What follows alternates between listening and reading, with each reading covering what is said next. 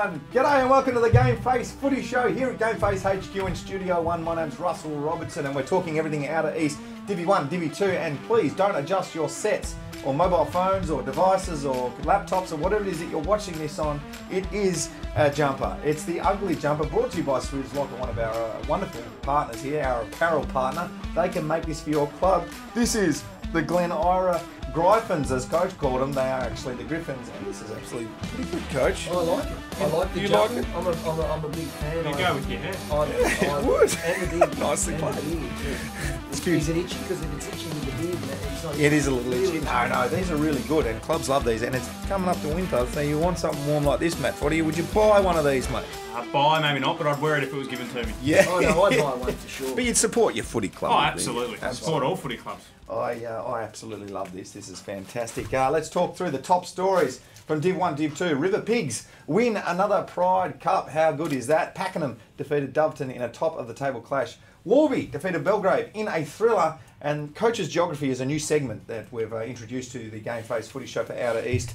Coach's Geography, because we just don't know what he's talking about half the time, Matty. We just want comments below the line. Yeah. You throw us a suburb or a town, and Coach will tell you what's there that you didn't know about. Yeah.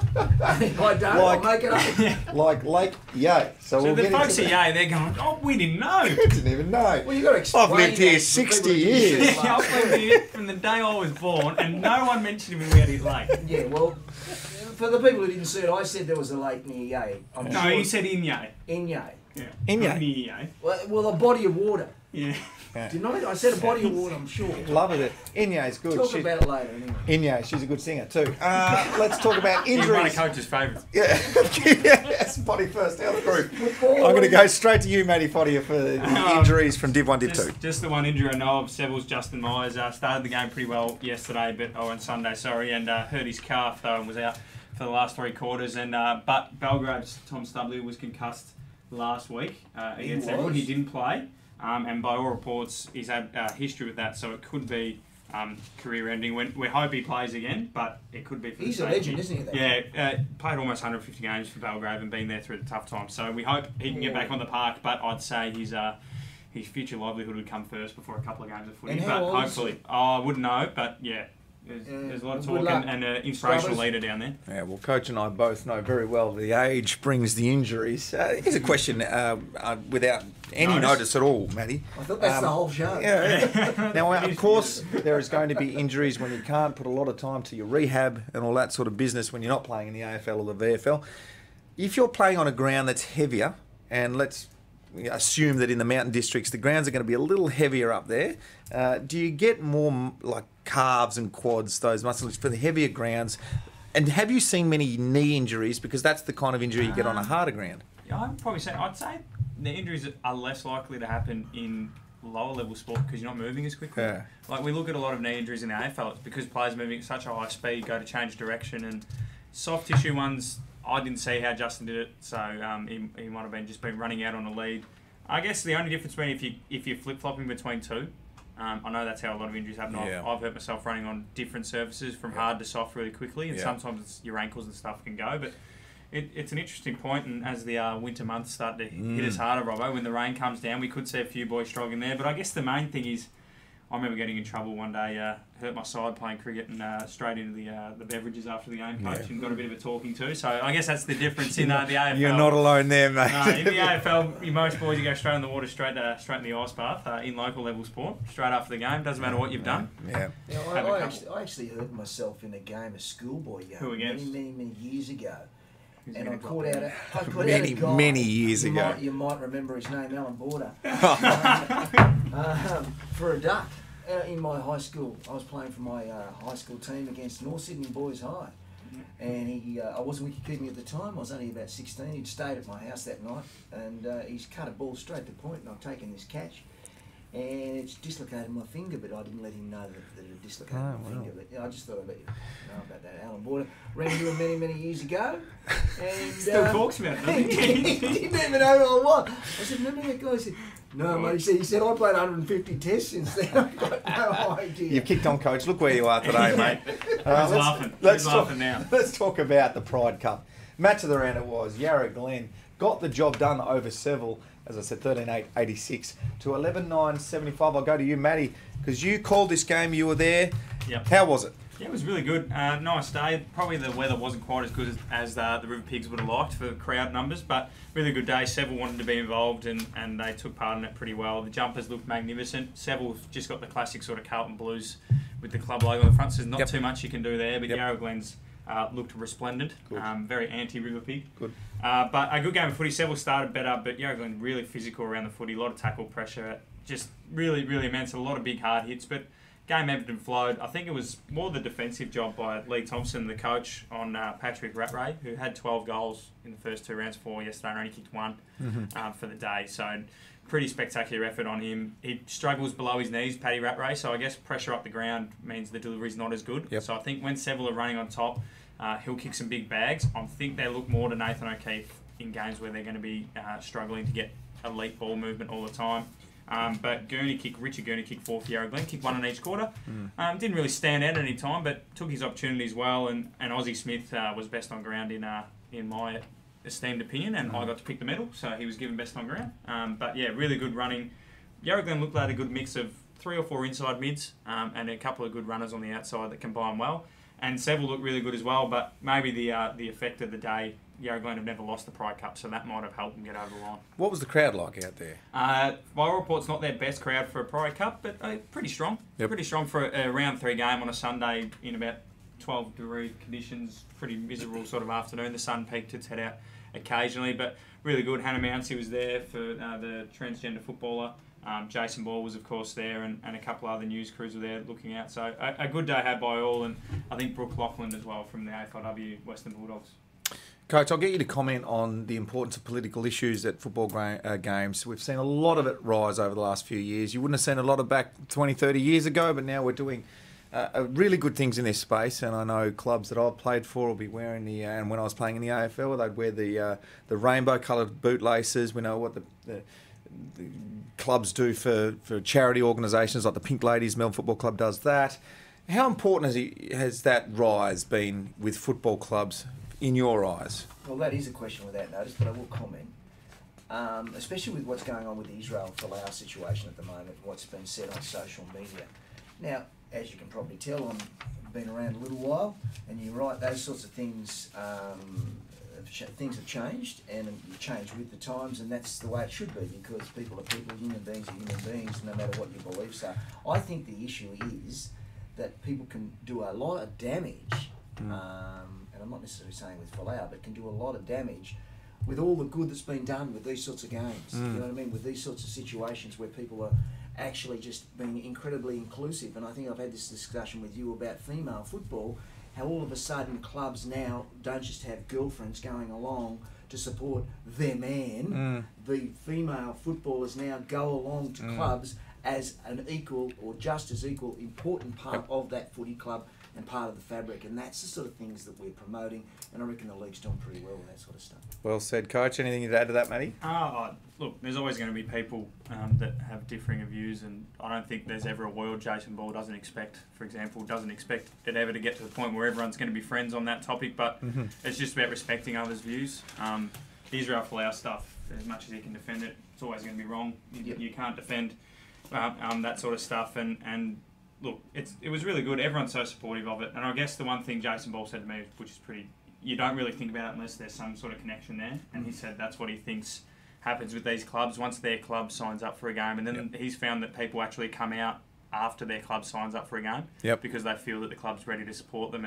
And it's like the footballers that use that language and slang that we've all heard playing junior footy, they actually don't know that it's hurtful, and I think we use it without thinking. I don't think many people actually mean it, and then when people do come out, they're surprised initially by people not really caring, and but that's the thing, you always assume that people think the way you think. Well, the education is at the younger level. Yes. They've got to understand that if dad or mum say racist comments or homophobic comments, monkey see, monkey do. Yeah, kids are going to do it, and they're going to say it on the football field and or any other sporting arena.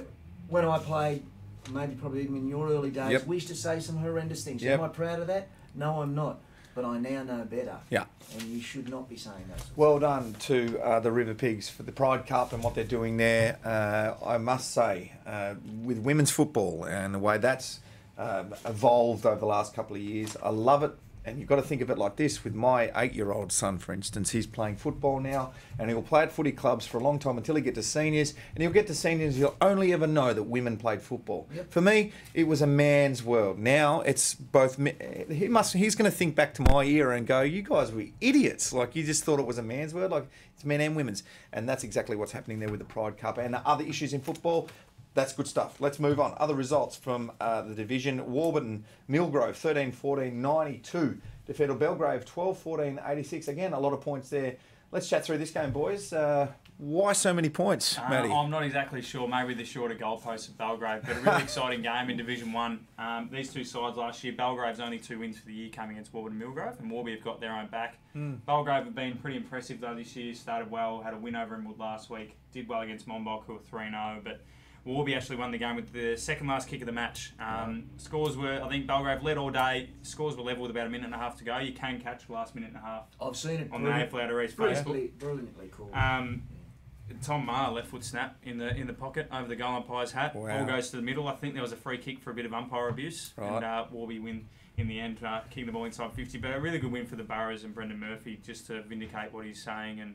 And they got smashed in the first week by Mount Ev. We're closer to Doveton in week 2 and got their just rewards in round 3.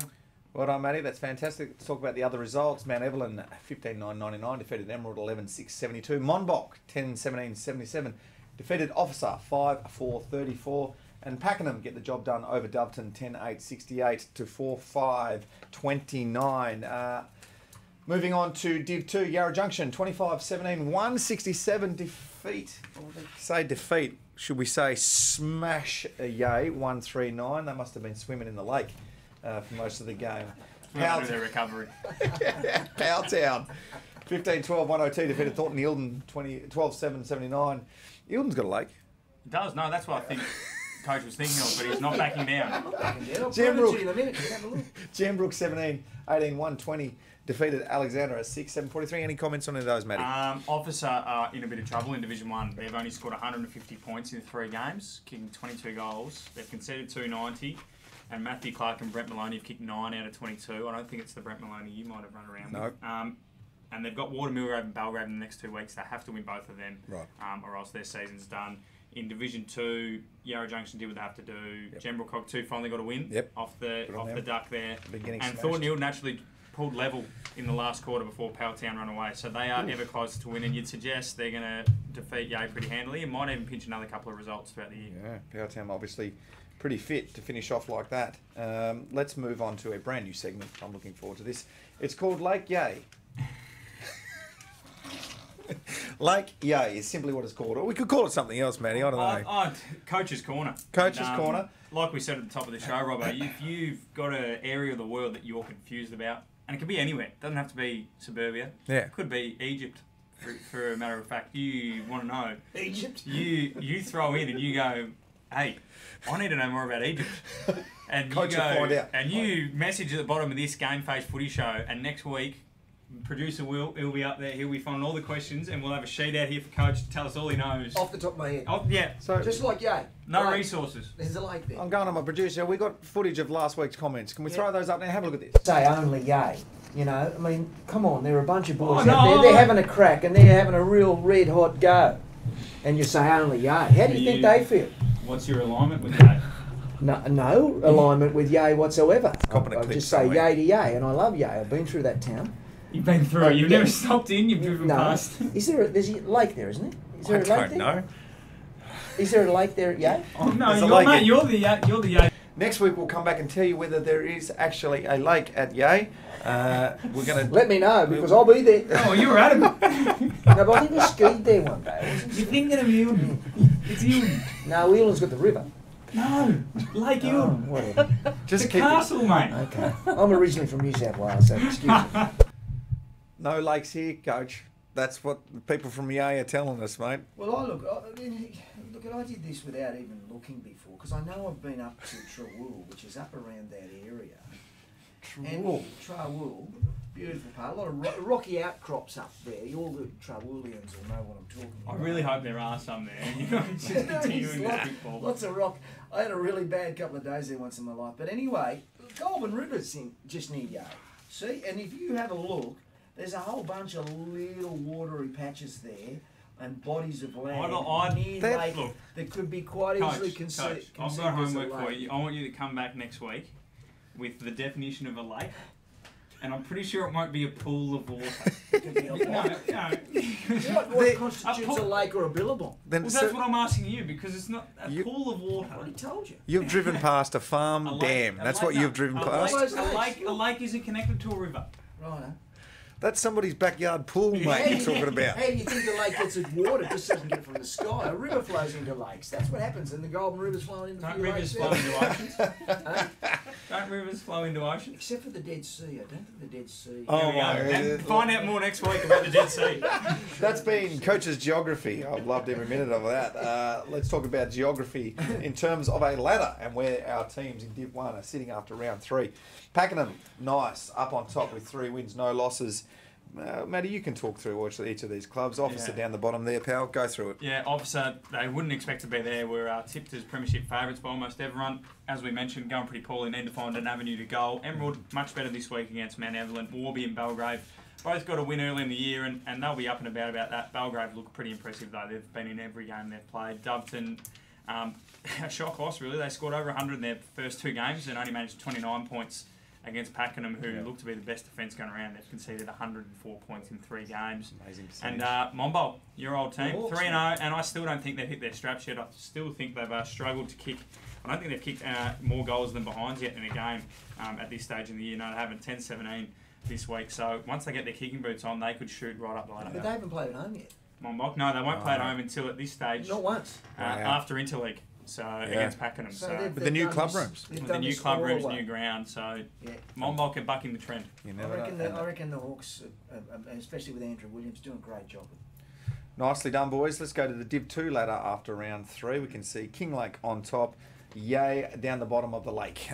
Matty, go for it. They've sunk to the bottom of the lake there, have Yay. Thought Newton, as we mentioned. Jane Bunn is with the weather. Isn't that where you were going? You're Italian, aren't you? Deep down? Yeah, well, not deep down. Lago. Lake, isn't it? Italian?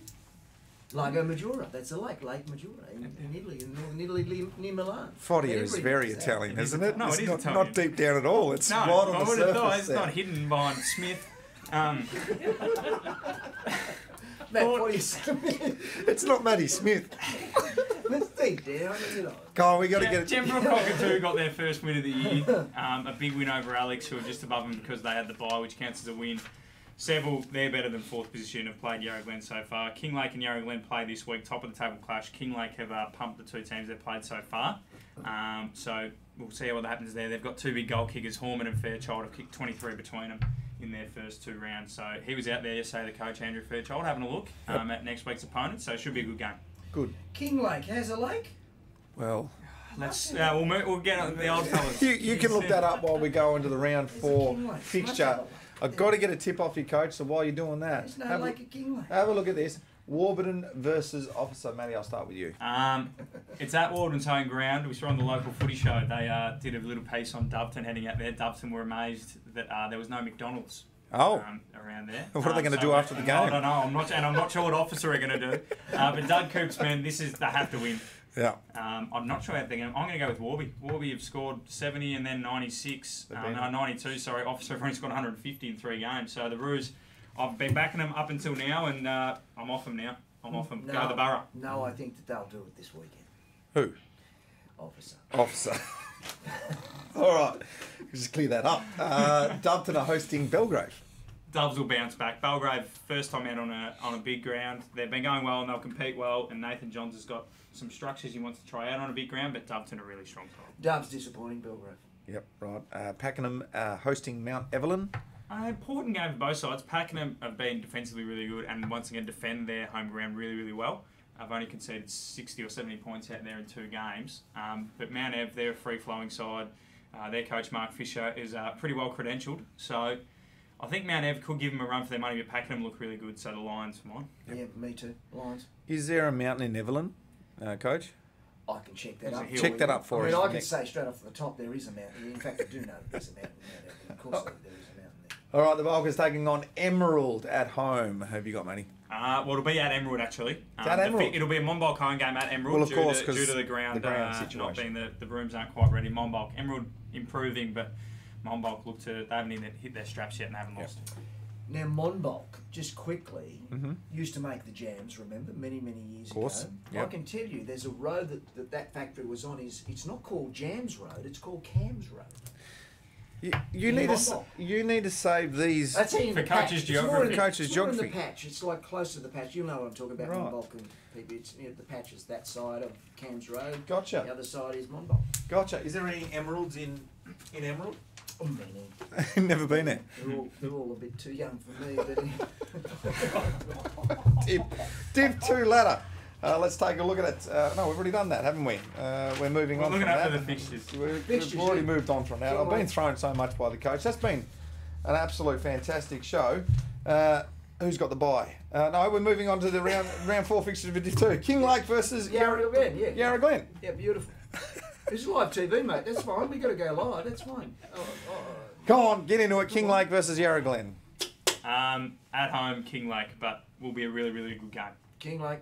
Powtown, Gembrook, Cockatoo. You were pretty impressed with Gembrook last week, Matty? Yeah, they bounced back pretty well. Had Hamish McIntosh, Michael Frito and Tucken Lockyer playing, so that's a fairly handy sort of outfit up there.